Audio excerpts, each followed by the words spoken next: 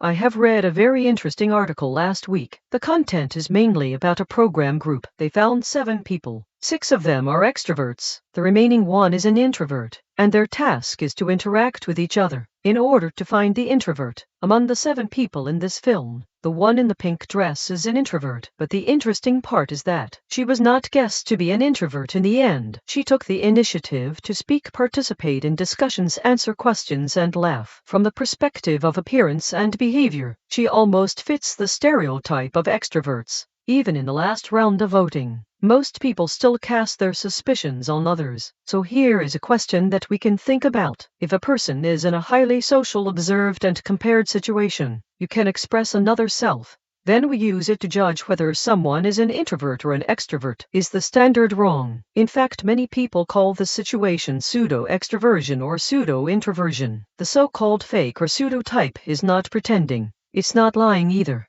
It is a person, because of the situation, role, or expectation, and temporarily started a behavior pattern that was fundamentally different from one's own. That is to say, behavior looks extroverted. It does not mean that his source of energy is extroverted. The behavior looks quiet. It does not mean that this person is introverted by nature. So the problem is not that our judgment criteria are completely wrong. Instead, we often overlook a very important point. That is, people live in a pattern instead of living in the event. What does this sentence mean? The pattern represents a continuity. Behavioral habits or tendencies that are repeated. Events represent one-time or occasional behavioral manifestations. In other words, we see how a person behaves on a particular occasion. It may just be his immediate reaction, or an occasional event. It does not fully reflect the essence of this person. What really determines whether a person is introverted or extroverted is his behavior pattern that he has consistently shown over a long period of time. You may have had such an experience. One day you attend an event. During the event you notice 2 people, Miss A and Mr. B. At the beginning, this Miss A looks very active, will actively chat with people. It even drove a lot of atmosphere. On the contrary, this Mr. B feels more restrained. Not much to say. It feels a bit restrained. So you think Miss A feels very outgoing, and Mr. B should be a more introverted person. And on the second day of the event, the situation began to change. You notice that Miss is gradually becoming quiet, no longer driving the atmosphere or actively interacting with people. Although Mr. B will not take the initiative to lead others, but he slowly began to open his heart. He talks more and more with the people around him, becoming more and more comfortable. Even at the end of the event, he became the focus of everyone's attention. If you only look at the first day, you might think you understand these 2 people. But in reality, what you see is most likely just Miss A's fake extroversion and Mr. B's fake introversion. Miss A may be an introvert by nature. She is willing to be active at certain moments. It was because she thought she needed to do it on such occasions. But after socializing, she still seeks time and space to restore her energy. Mr. B, on the other hand, may be an extrovert. It just takes a while to get used to the environment at first. After that, he can start to fully release his social energy. So a lot of what we think we see as extroverts or introverts, in fact it is just a manifestation of false extroversion, instead of a long-term stable pattern of behavior of a person.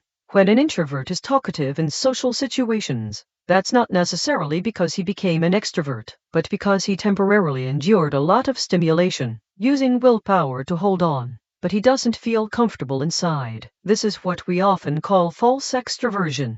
In turn, an extrovert appears quiet and withdrawn in unfamiliar or unsafe environments. Nor does it mean that they are introverts. It's probably just that you haven't adapted or replenished your energy. This is pseudo-introversion. So let's talk about it. Introverted and extroverted. In fact, it is not only possible to observe through a person's behavior. We can also understand their tendencies through dialogue. Introversion and extroversion were initially proposed by the Swiss psychologist Jung. Jung believed there are 2 main directions of our psychic energy. One is outward, the other is inward. Outward psychic energy represents the person's attention and interest. It mainly focuses on people and things in the outside world, so such people usually prefer to socialize. It is easy to get energy from external interactions.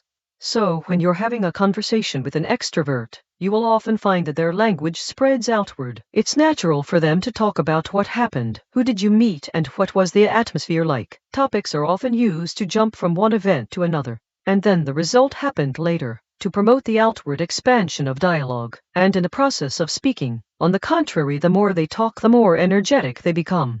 Because for them, speaking itself is a way to generate ideas, a way to obtain energy. On the contrary, inward psychic energy represents the person's attention, mainly focus on your inner world, like your own thoughts, feelings, and memories. This kind of person will be more inclined to be alone, likes introspection and deep thinking. Get energy from your inner world, and when you are talking to an introvert, you will find that their language converges inward. They don't necessarily rush to describe it in full, what exactly happened to the incident. Instead, it speaks more often about how the event feels for them. For them, what really matters is how events are understood in the inner world, how it is digested. They rarely use a lot of details to lay out the scene. Instead, they are more likely to skip the process and talk directly about conclusions, understandings, and transformations. So because of this, introverts in conversation usually don't think about it while talking, because for them, speaking is not meant to generate ideas. Instead, it is used to output what they have already figured out. So if you listen carefully to a conversation, an interesting difference will be found. Extroverts often start by talking about what is happening outside. Introverts are more likely to start with how I see it. One is to find energy in the world. The other is to find the answer within yourself. Understand what it really means to be introverted and extroverted. It's not about labeling different people differently. It is to allow us to face people who are different from us. Be able to evaluate less and understand more. When we understand others a little more, we can be a little more tolerant of others. And to be more tolerant of others, it can reduce friction in interpersonal interactions, a little less misunderstanding. Okay, we are destined to meet again.